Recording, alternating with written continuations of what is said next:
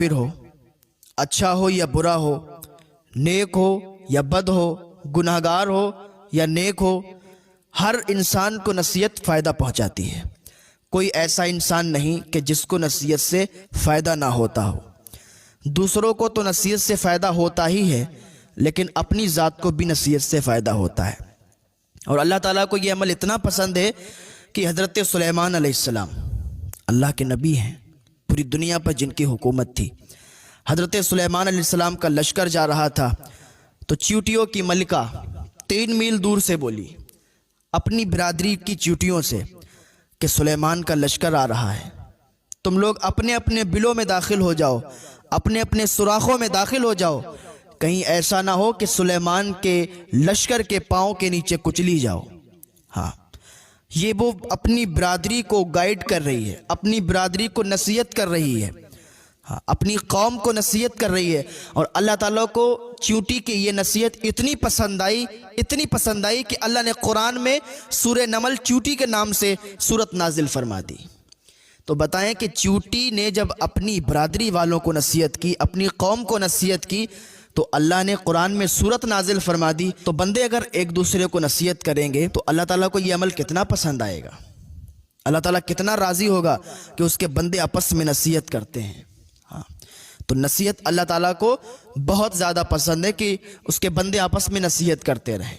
हाँ, हज़रत इमाम बाकर सादिक रज़ियल्लाहु ताला अन्हु, इनकी नसीहतें ये थी अपने बेटे के लिए। किसके लिए? हज़रत इमाम जाफ़र सादिक रज़ियल्लाहु ताला अन्हु के लिए। हज़रत इमाम जाफ़र सादिक फरमाते हैं कि मेरे अब्बा ने मुझे नसीहतें की कि बेटा 5 किस्म के लोगों से दूर रहना, अगर उनके साथ चलना भी पड़े ना तो रास्ता तब्दील करना, उनके साथ चलना भी पड़े तो मत चलना, रास्ता बदल देना। हज़रत इमाम जाफ़र सादिक अर्ज़ करते हैं अब्बा अपने वालिद से, हज़रत इमाम बाकर सादिक रज़ियल्लाहु ताला अन्हु से, कि अब्बा 5 किस्म के लोग कौन कौन हैं? तो हज़रत इमाम बाकर फरमाते हैं कि बेटा पहली किस्म का वो शख्स है जो बेवकूफ़ है, यानी बेवकूफ़ से कभी दोस्ती मत करना, बेवकूफ़ से कभी रिश्ता मत कायम करना, कभी उसके साथ मत रहना। इसलिए कि अगर वो तुम्हें फ़ायदा पहुंचाना भी चाहेगा तब भी वो फ़ायदा नहीं पहुंचा पाएगा, वो तुम्हें नुकसान ही पहुंचाएगा। हाँ, वो उसको लगेगा कि मैं फ़ायदा पहुंचा रहा हूं, लेकिन हकीकत में वो नुकसान होगा। हाँ, कहावत एक इंसान का एक बेवकूफ़ दोस्त बन गया था, वो घर पे ले आया, उसके साथ रहने लगा। एक दिन वो सो रहा था और उसका बेवकूफ़ दोस्त पंखा जल रहा था। पंखा जल रहा था, इतने में क्या देखा कि एक मक्खी आके उसकी नाक पर बैठ गई। अब उसने मक्खी को हटाया, वो उड़ गई, फिर आके फिर बैठ गई, फिर उसको उड़ाया, फिर उड़ गई, फिर बैठ गई। उसको गुस्सा आ गया कि यार मैं इसको हटा रहा हूँ, ये फिर आके बैठ जा रही है। वो था बेवकूफ़। उसने क्या किया, कहा अभी इसका इलाज करते हैं। बड़ा सा पत्थर उठाया और उठाने के बाद दे मारा, वो उसकी नाक फूटी, मुंह फूटा, भेजा निकल गया, वो उसका काम तमाम हो गया। उसने तो अपनी समझ में बहुत अच्छा काम किया कि मक्खी को मार रहे हैं, लेकिन अकल इतनी नहीं थी कि मक्खी तो उड़ जाएगी और इसका भेजा बाहर आ जाएगा, इसका मुंह फूट जाएगा। तो इसीलिए मना किया गया है। उलमा फरमाते हैं बेवकूफ़ दोस्त से अक्लमंद दुश्मन बेहतर है। तो हज़रत इमाम बाकर रज़ियल्लाहु ताला अन्हु ने फरमाया बेटा बेवकूफ़ के साथ कभी दोस्ती मत करना। दूसरा फरमाया कि कभी झूठे के साथ दोस्ती मत करना, इसलिए कि झूठा तुम्हें एक लुक़मे में बेच डालेगा, वो दूर को करीब और करीब को दूर बताएगा, जिससे तुम्हें सही हकीकत का पता नहीं चल पाएगा। तो कभी भी झूठे से दोस्ती मत करना। हुज़ूर सल्लल्लाहु ताला अलैहि वसल्लम के पास एक इंसान आया और कहने लगा या रसूलल्लाह सल्लल्लाहु ताला अलैहि वसल्लम, मेरे अंदर 4 बुरी आदतें हैं। एक तो मैं चोरी करता हूँ, दूसरा मैं बदकारी करता हूँ, तीसरा मैं शराब पीता हूँ, और चौथा मैं आपके पास इसलिए आया हूँ कि आप मुझे हिदायत फरमाएं, नसीहत फरमाएं किसी एक चीज़ के लिए। एक चीज़ छोड़ने को कहेंगे ना, मैं छोड़ दूंगा। हुजूर सल्लल्लाहु ताला अलैहि वसल्लम ने उसको अपने पास बिठाया और कहा तू सिर्फ झूठ बोलना छोड़ दे। उसने कहा ठीक है हुजूर, झूठ नहीं बोलूँगा। घर चला गया। रात हुई, कदम निकले बाहर, कदम बढ़ाए चोरी करने के लिए कि लाओ चोरी करके आते हैं। जैसे ही बढ़ा उसको हुजूर की नसीहत याद आ गई कि हुजूर ने मुझे नसीहत फरमाई थी कि झूठ मत बोलना। तो बस सोचने लगा कि यार कल जब जाएंगे हुजूर की बारगाह में तो हुजूर जाहिर सी बात है मुझसे पूछेंगे कि तुमने रात क्या किया, और मुझे बताना पड़ेगा कि मैंने चोरी की। اور جب بتاؤں گا تو پکڑا جاؤں گا، پھر سزا ہوگی۔ تو بڑھتے ہوئے قدم روک لیے کہ نہیں، چوری نہیں کرنے جاؤں گا۔ پھر اس نے تھوڑی دیر کے بعد سوچا لاؤ شراب پی لیتے ہیں، بدکاری کر لیتے ہیں۔ جیسے یہ کام کرنا شروع کیا فوراً اسے حضور کی نصیحت یاد آ گئی کہ حضور نے فرمایا جھوٹ نہیں بولنا، اور کل اگر حضور نے پوچھ لیا کہ کل کیا کیا تھا تو بتانا پڑ جائے گا کہ شراب پی تھی، بدکاری کی تھی، تو گناہ پکڑ جائے گا، اور بات پتہ چل جائے گی تو پھر سزا ہوگی۔ تو ظاہر سی بات ہے کہ حضور سے کیا ہوا وعدہ تھا، تو اس نے سوچا کہ پھر وعدہ خلافی ہوگی اگر جھوٹ بولوں گا، تو کہا چلو چھوڑو، یہ بھی چھوڑو۔ صبح کو حضور کی بارگاہ میں حاضر ہوا، عرض کیا یا رسول اللہ صلی اللہ تعالیٰ علیہ وسلم، آپ نے فرمایا تھا کہ جھوٹ نہیں بولنا۔ یا رسول اللہ میں نے جھوٹ چھوڑا کہ میرے اندر سے چوری بھی ختم ہو گئی، بدکاری بھی ختم ہو گئی، شراب بھی ختم ہو گئی۔ یا رسول اللہ میں نے صرف جھوٹ چھوڑ دیا اور سچ بولنا شروع کیا تو میرے اندر سے وہ تینوں گناہ ختم ہو گئے، گویا کہ اب میں چاروں گناہ سے پاک ہوں، جھوٹ بھی نہیں بولتا، شراب بھی نہیں پیتا، اور چوری بھی نہیں کرتا، بدکاری بھی نہیں کرتا۔ حضور صلی اللہ تعالیٰ علیہ وسلم خوش ہو گئے اور اس کے لیے دعا فرمائی۔ تو نصیحت سے بالکل فائدہ ہوتا ہے، اللہ تبھی تو فرماتا ہے کہ نصیحت کیجئے، اس لیے کہ نصیحت ایمان والوں کو فائدہ دیتی ہے۔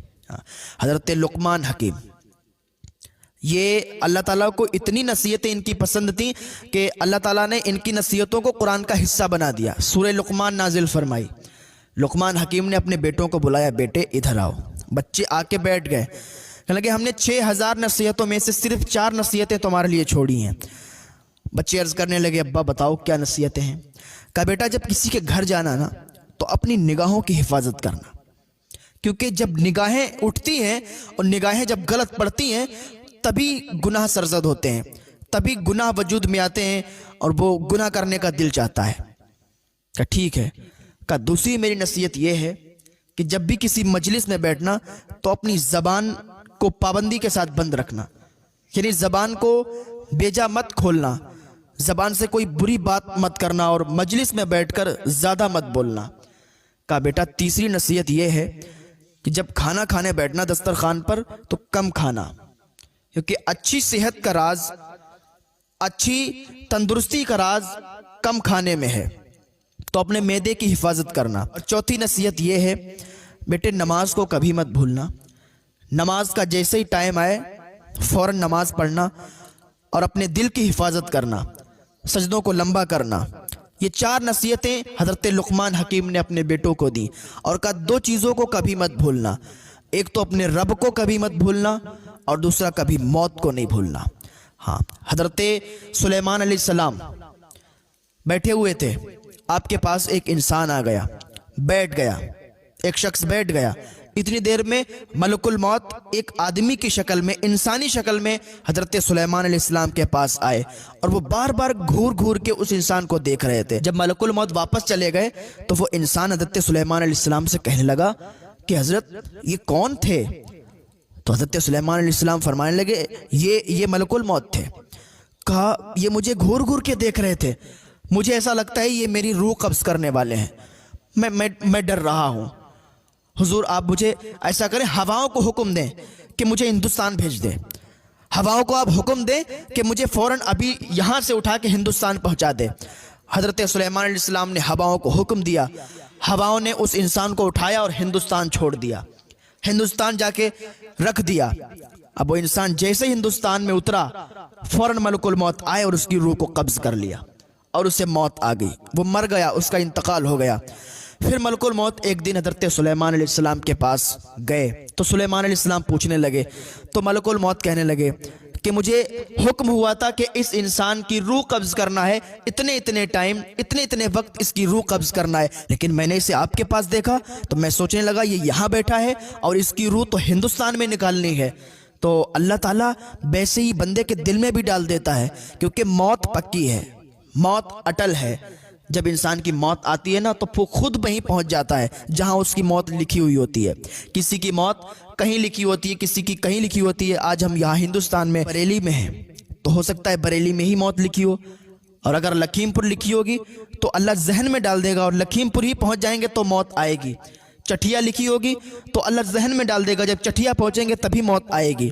ہاں، تو جس کی موت جہاں لکھی ہوتی ہے انسان وہاں خود پہنچ جاتا ہے۔ تو میں عرض کر رہا تھا کہ حضرت امام باقر صادق نے اپنے بیٹے امام جعفر صادق کو 5 باتوں کے لیے روکا کہ 5 لوگوں سے دوستی مت کرنا۔ کس سے؟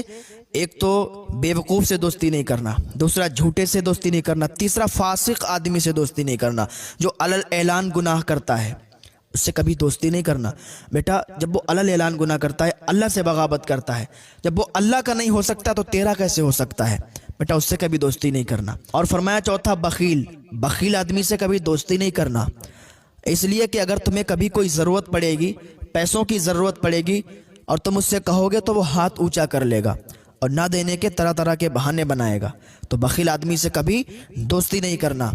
بخیل اللہ سے دور، جنت سے دور، لوگوں سے دور، اور سخی اللہ سے قریب، جنت سے قریب، لوگوں سے قریب۔